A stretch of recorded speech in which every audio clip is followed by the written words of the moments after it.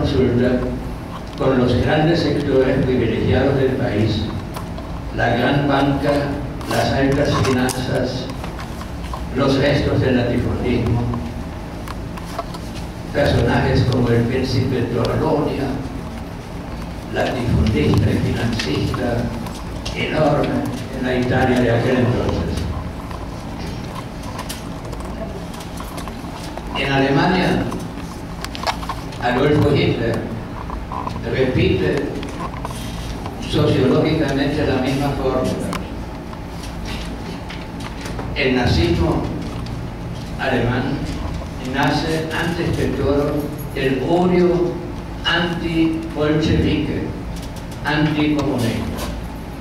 Sobre estos particulares recomiendo la obra de Ernst Nolte, La Guerra Civil Europea. Nolte admite la similitud de los dos totalitarismos, pero también señala siempre el carácter anti-bolchevique del fascismo como su motivación más fundamental.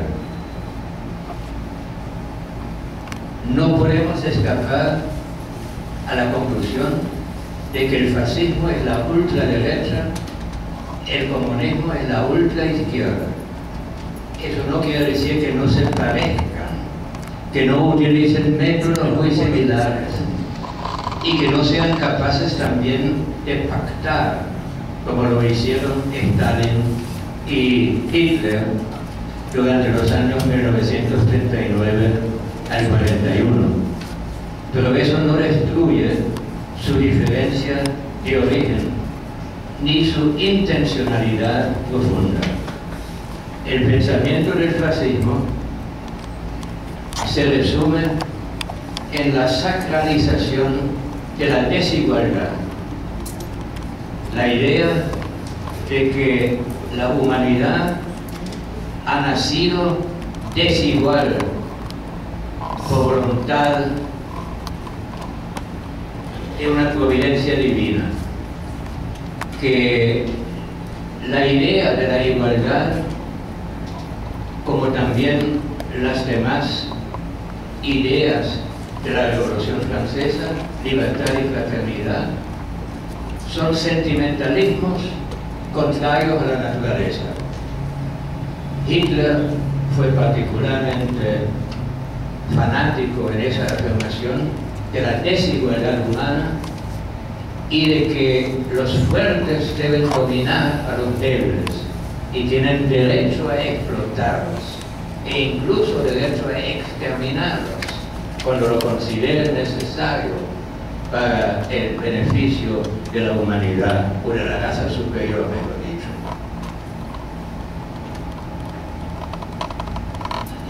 Tanto el fascismo como el nazismo son ultranacionalistas, con la diferencia de que en el caso del fascismo italiano realmente se trata de un nacionalismo vinculado a la sola nación italiana, un empeño de lucha de devolverle a la Italia de su tiempo la grandeza que había tenido el Imperio Romano en la época de los Césares.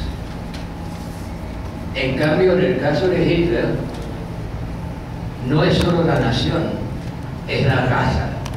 La noción de raza le da al nazismo una característica distinta, ligeramente distinta, del fascismo. Los dos son, y su alianza estrecha lo demuestra, y la admiración de Hitler hacia Mussolini, que nunca la perdió, lo demuestra. Son un mismo movimiento, pero con dos claras variantes, y quizá la principal diferencia es esa: nación en un caso, raza en el otro. Es decir, la nación ampliada para englobar a los demás pueblos del mismo origen biológico, genético. El antisemitismo no es necesariamente parte del fascismo. Mussolini inicialmente no fue antisemita. El antisemitismo lo adoptó posteriormente copiándose a Hitler. Por cierto, en Italia el antisemitismo tuvo muy poca base histórica, porque, bueno, es una digresión que dejaremos para otra ocasión. En todo caso, Hitler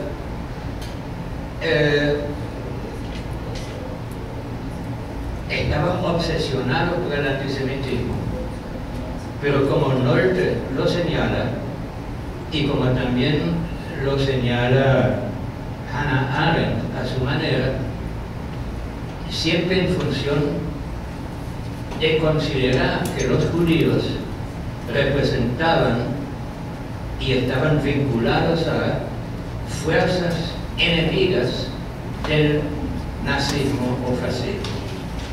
Fuerzas, en primer lugar, los antisemitas fascistas ven al pueblo judío como vinculado al liberalismo, cosa que detestan, casi tanto como detestan al socialismo. El liberalismo, la sociedad abierta, la sociedad con aspiración igualitaria, por lo menos igualdad de derechos, es anatema para la mentalidad fascista, que cree profundamente en la desigualdad innata. Y los judíos, históricamente, sin duda, lo señala Hannah Arendt, como un pueblo migrante, un pueblo cosmopolita que vivía en el seno de muchas otras naciones. Tenía una natural tendencia, además un pueblo originalmente del Medio Oriente, con una experiencia de experticia mercantil y precapitalista que viene de los fenicios de la antigüedad.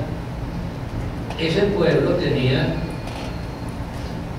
en términos generales, una tendencia a simpatizar y a promover el libre intercambio, las libres migraciones, el libre comercio, la libre empresa.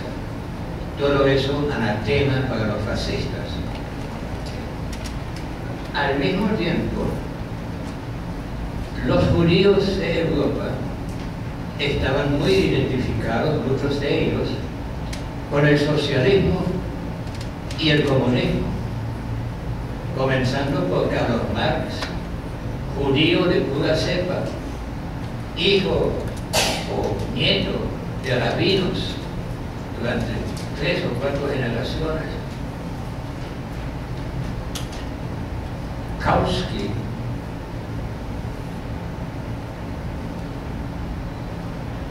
en la Unión Soviética, casi el único que no era judío era Lenin mismo. Los demás, Trotsky, Zinoviev, Kamenev, Radek, Rykov, Lunacharsky y cuantos más, judíos. La razón era porque como pueblo oprimido, como pueblo perseguido muchas veces, como pueblo discriminado, la juventud rebelde judía tenía una tendencia a colocarse a la cabeza de movimientos radicales, por eso muchos eran socialistas y comunistas. Entonces el antisemitismo está vinculado al antibolchevismo y al antiliberalismo.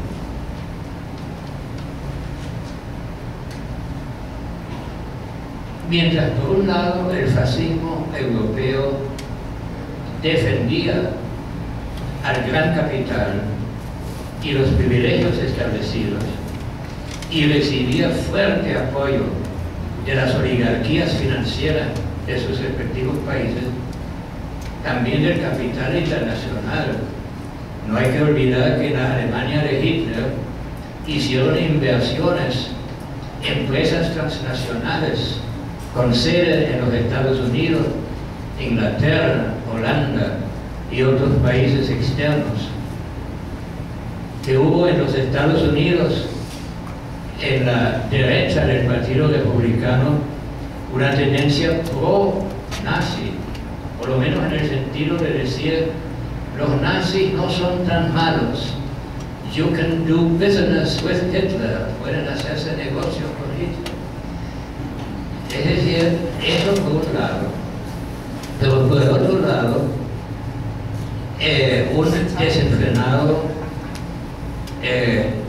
una desenfrenada prédica populista, enaltecimiento del pueblo, das Volk, la sangre nacional, la raza alemana,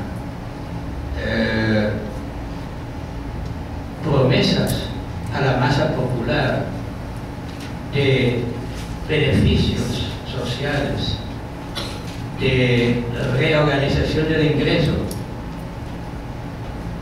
pero ni en el fascismo ni en el nazismo se cumplieron realmente tales promesas.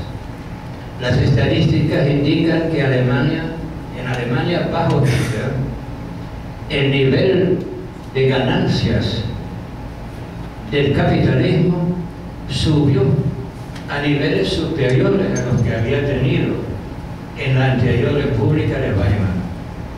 Y la participación de los salarios y sueldos modestos en el ingreso nacional bajó relativamente. Pero tan fuerte era la propaganda, las explicaciones que se buscaban para dar la ilusión de que esto había cambiado, que grandes sectores del pueblo se dieron por satisfechos y por convencidos. También al fascismo y al nazismo no se les puede negar que, surgidos bajo el reto de la Gran Depresión, ellos le consiguieron empleo a sus pueblos. Ellos fueron exitosos en crear puestos de trabajo. Hitler fundamentalmente sobre la base del rearme y de la industria de armamentos. Mussolini sobre la base de muchas obras públicas, algunas de indudable valor social, pero también el armamentismo y el militarismo. Aplicaron fórmulas keynesianas que Roosevelt en los Estados Unidos aplicaba en forma democrática, liberal, y que en cambio ellos pusieron al servicio de su totalitarismo. Aquí uso por la primera vez la palabra totalitarismo. Es aquel aspecto común tanto al fascismo de un lado como al comunismo estalinista en el otro extremo, de invadir la vida privada, de considerar que el Estado, los esbirros del Estado, los espías del Estado, los sapos que informan, deben meterse no solo en la vida pública, sino también en la vida privada de la gente, espiando su vida íntima y sorprendiéndolos en cualquier observación contraria al régimen que formulan, incluso en la intimidad familiar. Otros fascismos europeos que surgieron tomando como ejemplo a Mussolini y a Hitler fueron más bien semifascismos. No llegaron a cumplir totalmente todas las características del fascismo extremo, pero sí cumplieron muchas. En España, la Falange, el movimiento creado en torno a la rebelión militar del general Franco y otros 3 generales contra la Segunda República, La Falange sí tenía, por lo menos en sus inicios, un carácter indudablemente fascista, aproximándose realmente a llenar todas las condiciones para ser determinada tal. El apoyo de las oligarquías, cristalizado políticamente en la Falange tradicionalista, el sector tradicionalista de la Falange. Acuérdense que la Falange, siendo oligárquica con populismo, se denominó Falange Española Tradicionalista y de las juntas de ofensiva nacional sindicalistas, porque había un brazo obrero fundado por José Antonio Primo de Rivera y sus amigos, que trataba justamente de poner ese movimiento profundamente reaccionario, antiliberal y antisocialista en el poder con el apoyo de la clase trabajadora, tratando de convencer a la clase trabajadora de que en lugar del socialismo había algo mejor, un llamado nacional sindicalismo, que les iba a resolver los problemas y al mismo tiempo reivindicar los viejos valores de la nación española y la mejor tradición española. Tradicionalismo y Pons. Eso era la Falange. Otro movimiento fascista que además por sus métodos crueles durante la época de los fusilamientos masivos que se prolongaron durante años, incluso después de la victoria de Franco, no dejaron muy atrás a los demás aparatos represivos fascistas. En Portugal se trató quizás de un, a lo sumo, semifascismo. El régimen de Oliveira Salazar, aunque copiado también en buena parte de Mussolini, inspirado por Mussolini, tuvo un carácter más suave. Allí no se conocen tantos casos de totalitarismo franco, de prohibición de ideas, de invasión del hogar, de la intimidad. Fue una cosa más moderada, pero sin embargo con las características esenciales.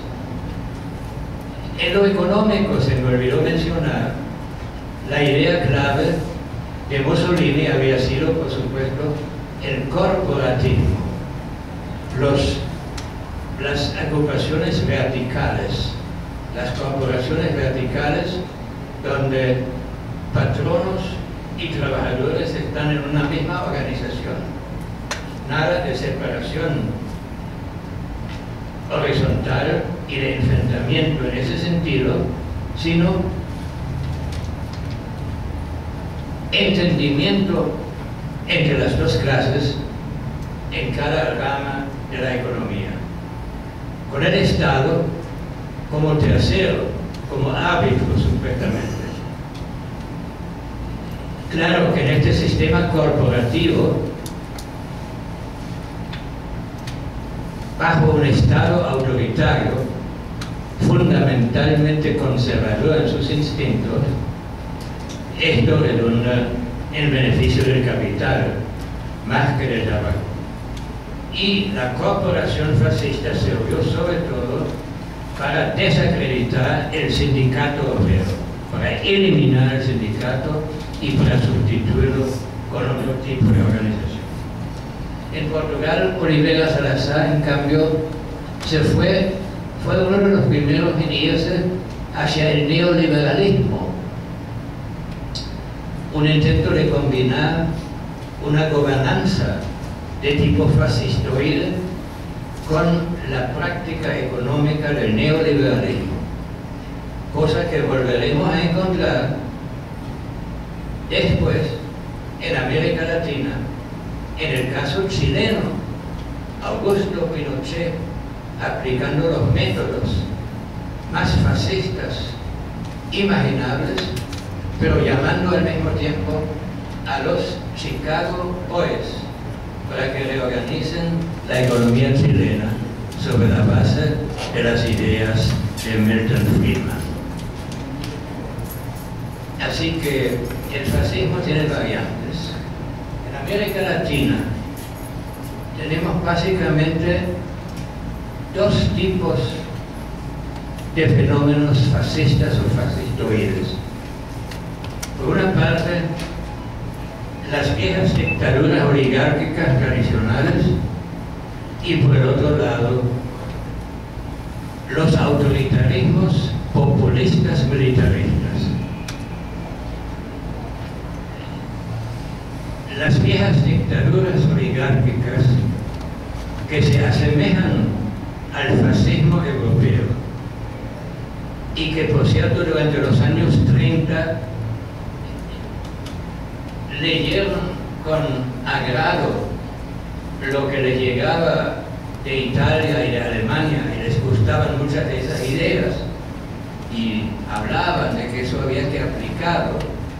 Sin embargo, no adoptaron ninguna de ellas totalmente, por lo menos en la época de los años 30, en los principios del siglo XX, estas ideas. Entre los dictadores tradicionalistas tenemos, por supuesto, a personajes como Somoza en Nicaragua, Trujillo en la República Dominicana, posteriormente Stroessner en Paraguay,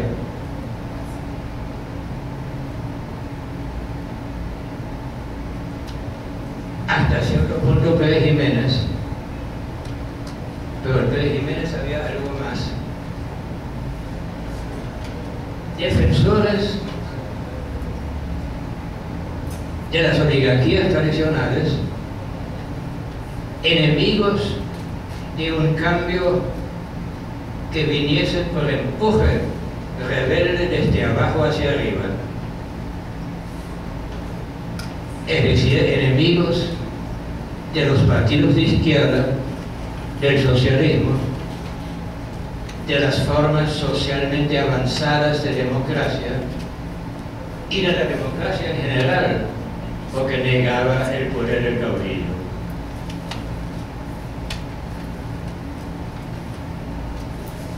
Otro tipo de régimen semifascista, distinto del primero, que surge en América Latina, es aquel que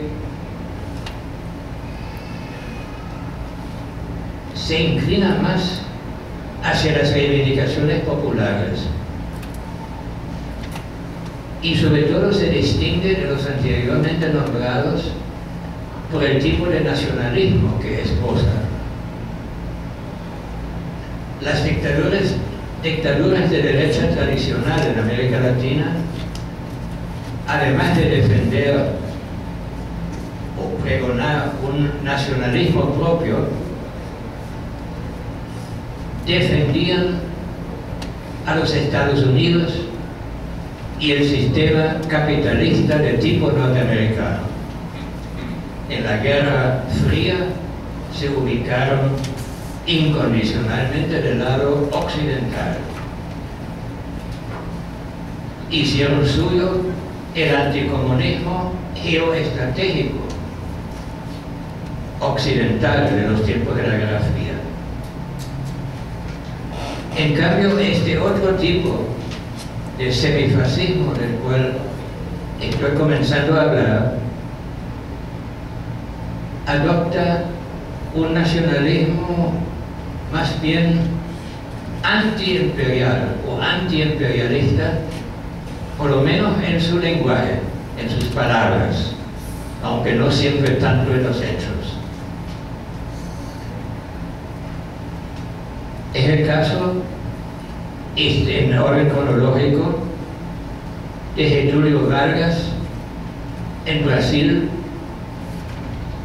desde los años 20 en adelante, cuando Brasil estaba amenazado por un movimiento comunista de un lado y de un movimiento fascista realmente feroz del otro, surge el movimiento encabezado por Getúlio Vargas como presunta tercera solución.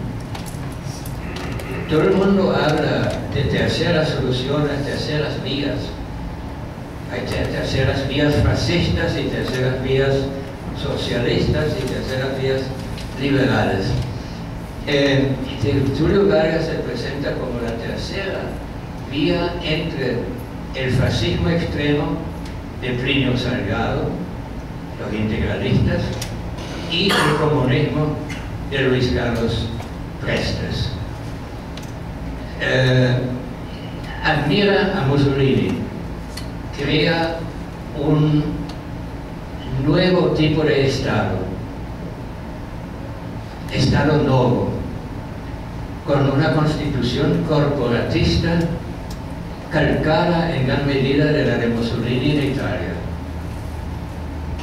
Sin embargo, la práctica de Getúlio Vargas resultó ser distinta en cuanto a alianzas sociales e impacto social. A diferencia del fascismo clásico, pro-oligárquico sin duda, Getúlio Vargas enfatizó el aspecto populista hasta el punto de convertirlo en un movimiento de estímulo a los intereses populares, no solo demagógico, sino en buena parte real.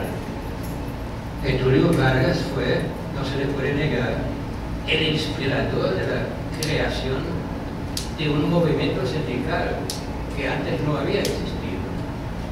No pregona el corporatismo, sino la lucha sindical. También estimuló tendencias progresistas en los sectores intelectuales y la clase media, y después de la guerra, en la cual se ubicó del lado de los aliados, enviando tropas brasileñas a combatir a los nazis en Italia, en el frente italiano. Cuando es reelegido en 1950, Getúlio Vargas asume posiciones mucho más izquierdizantes que derechizantes.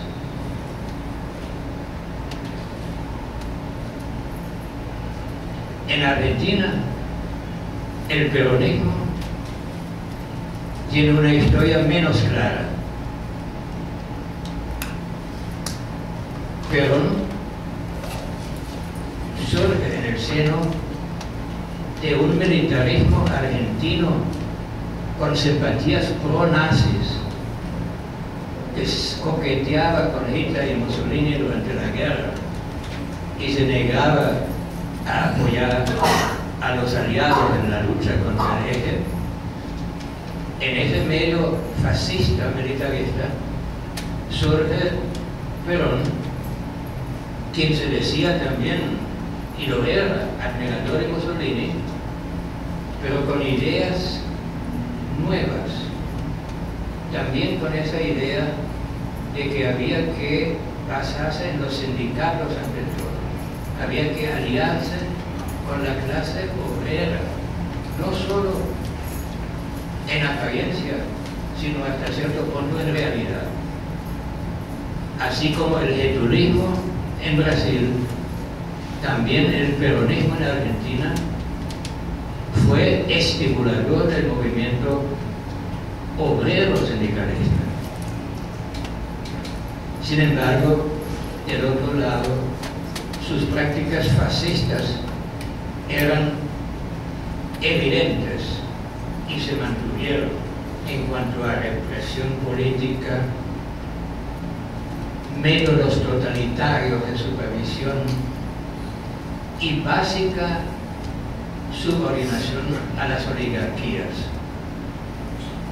Vargas tuvo atisbos de verdadero enfrentamiento a los grandes sectores privilegiados del país, mucho más que Perón. Perón, en última instancia, siempre corría a ponerse a los pies y buscar la bendición del gran capital. Y le decía, no me toman en serio cuando yo arremeto contra ustedes. Ustedes no tienen nada que temer. El peronismo, luego del exilio de Perón en el 55, se llenó de contradicciones, se dividió y hasta hoy en día está dividido, aunque a veces se une electoralmente. Pero dentro del peronismo hay elementos casi marxistas o verdaderamente marxistas, como lo eran los fonfroneros, liquidados por la dictadura militar que vino luego. Y del otro lado, elementos de derecha, elementos incluso neoliberales, representados por figuras como Menem. Es decir, el peronismo se ha convertido de sus raíces fascistas originales en una variedad de tendencias. En su conjunto son difíciles ya hoy en día de clasificar como fascista o como lo que sea, en términos de doctrina internacional. Lo que sí ha conservado el peronismo en todas sus variantes es el caudillismo. El caudillismo, la negación de lo liberal, la negación de lo democrático, el empeño de desconocer a la minoría y los derechos de la minoría. En Venezuela,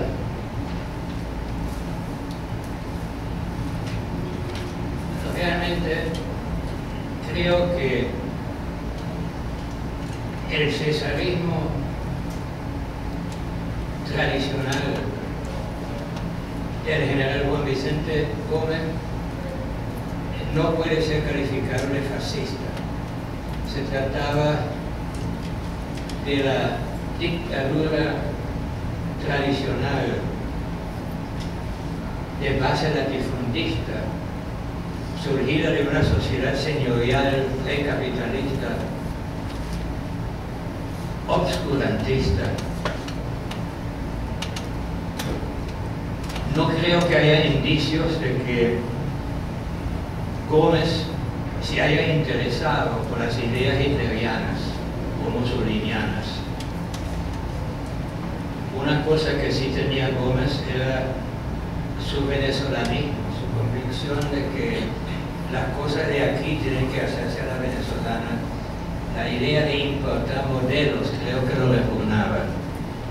Lo que compartía con el fascismo, evidentemente, era el odio al socialismo, al comunismo, a todo tipo de rebelión social, a la democracia, a la reivindicación de derechos frente al gobierno. Actuaba como un fascista, pero no era fascista en el sentido verdadero de la palabra.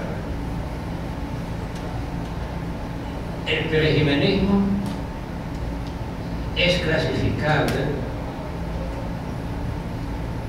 dentro de la categoría de las dictaduras fascistoides tradicionales, defensores de los privilegios del gran capital contra rebeliones populares y contra la izquierda.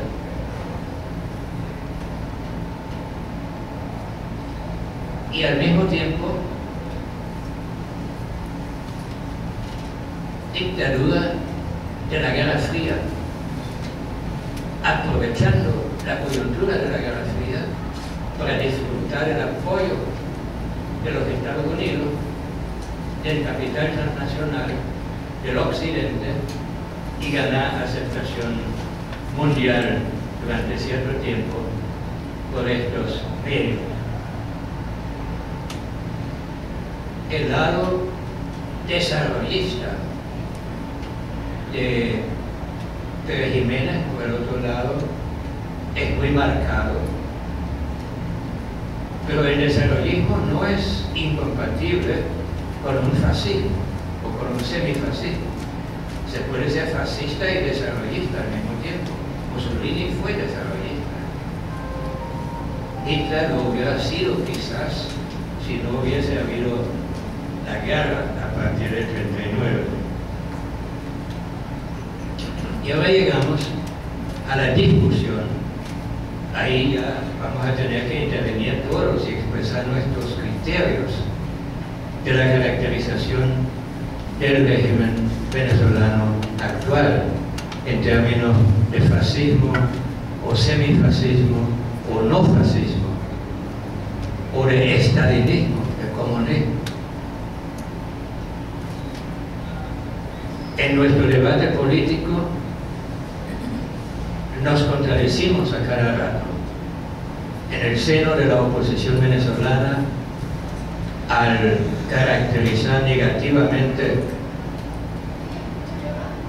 al gobierno chavista y post-chavista, a veces le decimos comunista, a veces le decimos fascista, a veces no sabemos cómo decirle, y todavía se necesita mucho trabajo, para mucho estudio y mucha reflexión para realmente dilucidar cuáles son las partes de fascismo, las partes de comunismo y las partes de dictatorialismo tradicionalista que uno encuentra dentro de estas fórmulas autoritarias que se están aplicando hoy en día en Venezuela. Tenemos que irnos, en primer lugar, a los orígenes del movimiento.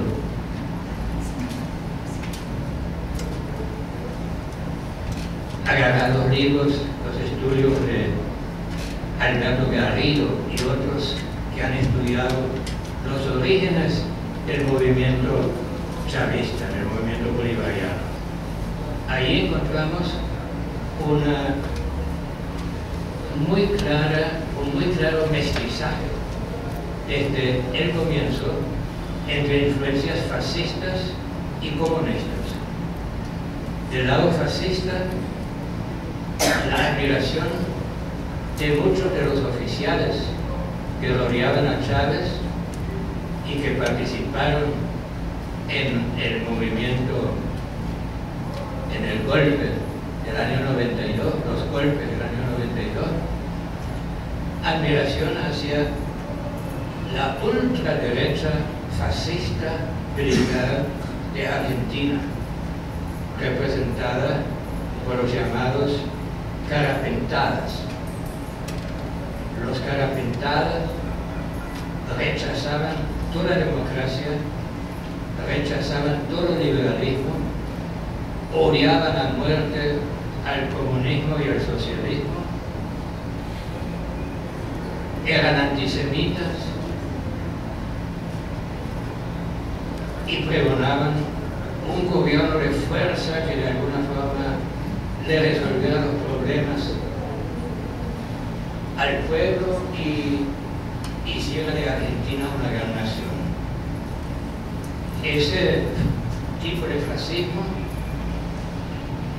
fue interpretado en un plano más académico o pseudo-académico por el sociólogo Norberto Cerezola, que más o menos incorpora estos mismos elementos, estos mismos odios contra el liberalismo, la democracia política, el comunismo, el socialismo, los judíos, llevando Cerezola el antijudaísmo a extremos histéricos, y la idea que él pregona de la tríada caudillo, ejército, pueblo.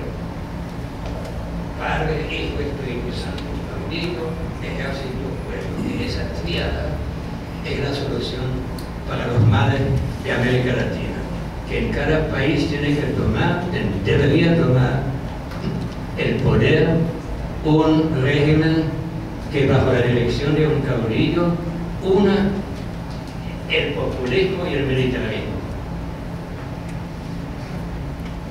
Ahora bien, del otro lado, lo señalan Garrido y todos los historiadores del chavismo, también hubo influencia comunista, influencia ñángara sobre el movimiento de los oficiales alzado en el 92. Desde muy temprano, el propio Hugo Chávez Frías tuvo contacto con ciertos sectores del Partido Comunista de Venezuela, aquellos que no se acogieron a la pacificación, aquellos que insistieron en la guerra larga, en la guerra interminable.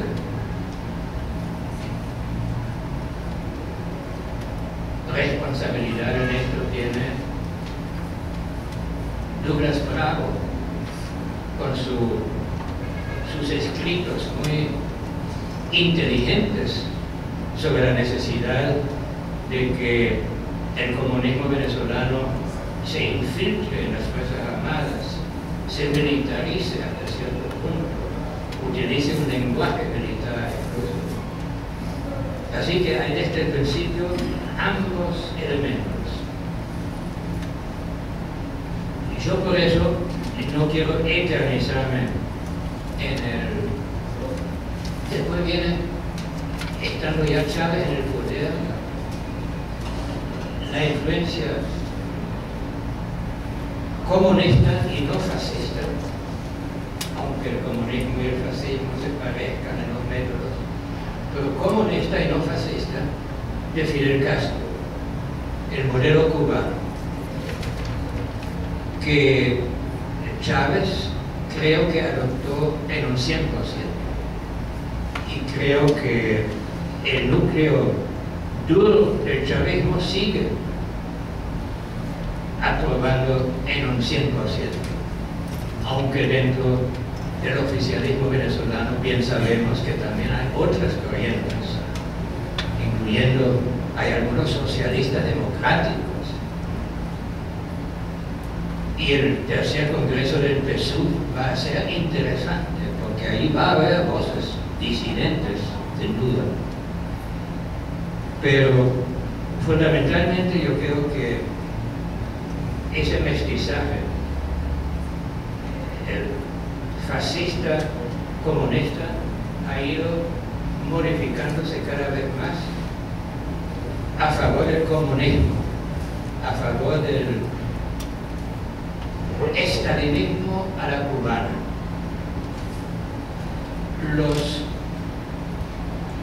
actos represivos de corte fascista, presos políticos, represión brutal, amordazar a la prensa libre, perseguir disidentes, son cosas que practica el fascismo y son cosas que practica igualmente el estalinismo castrista.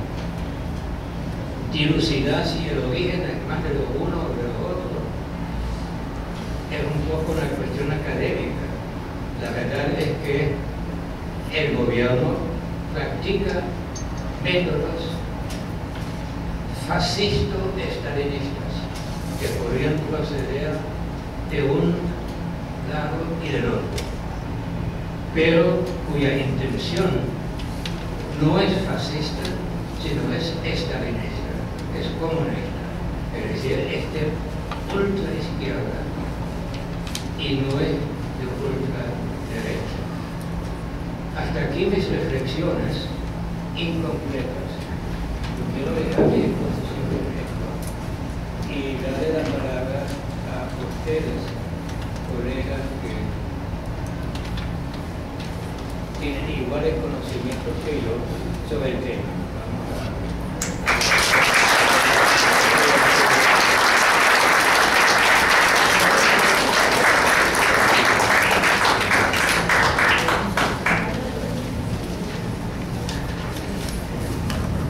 agradecemos al profesor Demetrio Verde por la calidad, la excelencia de esta conferencia que reivindica al espacio académico y universitario, tratándose de un universitario cabal como el profesor Verde.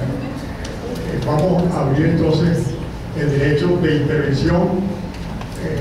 Quiero significar el aporte, la colaboración del profesor José Gregorio Alfonso, con el cual contamos para garantizar la presencia del profesor Verde acá. Y entonces vamos a dar pues el derecho de palabra. Dejar que hablen varias personas y luego entonces damos la palabra al profesor para hacer referencia a las intervenciones.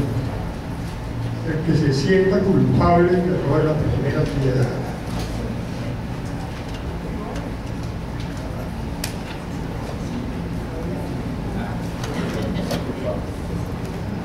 Perdone, profesor. Dígame, profesor. Creo que se anda buscando el sapo primero para después hablar. Que si se anda buscando primero el sapo para después hablar, hacer las preguntas y la reflexión. es una sugerencia que se acoge, pero no entendí. Hasta ahora no hemos entendido bien su esposo y yo. Pues él no habló que había un sapo en todas las partes que comunicaba tanto en el fascismo como en el comunismo. Bueno, nosotros tenemos unas comunas y esas comunas tienen un sapo. Donde nosotros estemos hay un sapo. Entonces, yo lo que dije fue que es muy probable que estemos pensando primero cuál es el sapo para después hablar. Ya, perfecto. O sea, eso se llama autocensura. Pero también hay otro tipo de autocensura que es la inhibición psicológica en los grupos relativamente grandes, así en público esté constituido por dignos y calificados profesores. Entonces, sigue abierto el derecho de palabra. Gracias por esa primera intervención.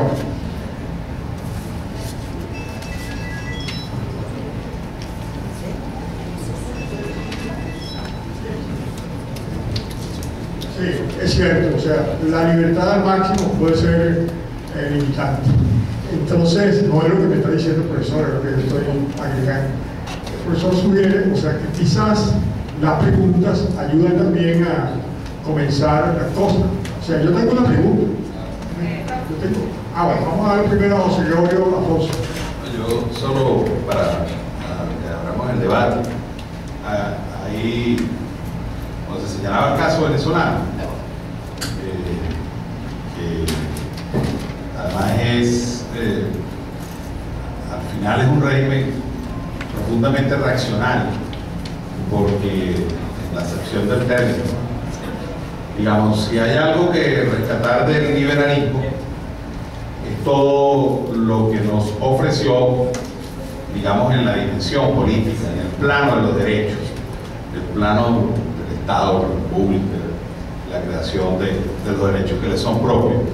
Y regímenes como el actual son una involución a ello,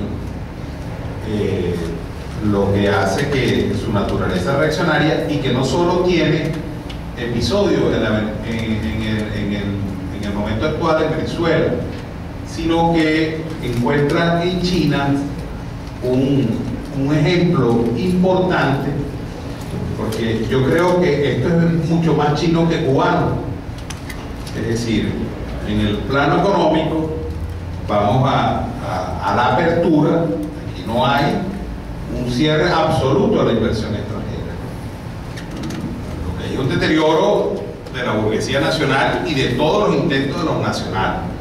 Pero aquí los bielorrusos, los rusos y los chinos, es decir, se les entrega buena parte de lo que es el pollo del arroz con pollo en términos de la generación de riqueza en Venezuela.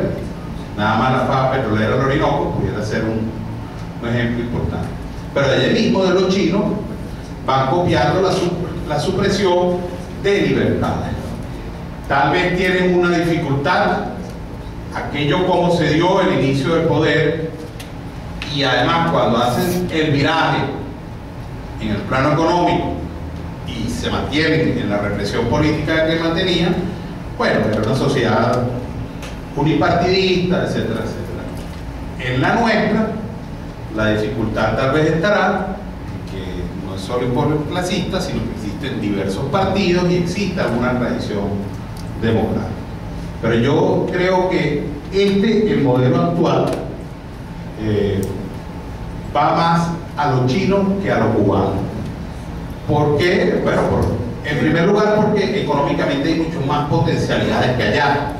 Entonces, la autarquía en ese espacio no es posible. No solo no es posible porque no lo queramos, sino porque hay muchas miradas que ven conveniente acercarse. Pero en el plano político, sí, ya termino, en el plano político van hacia allá. Entonces, un poco de la caracterización que usted señalaba, que vamos un poco más parecido a Cuba y los Castro. Yo creo que más bien vamos un poco más parecido, o por lo menos es lo que le interesaría al gobierno, al modelo chino. Bien, continuamos escuchando. Y voy a intervenir entonces. Hay dos cositas, profesor.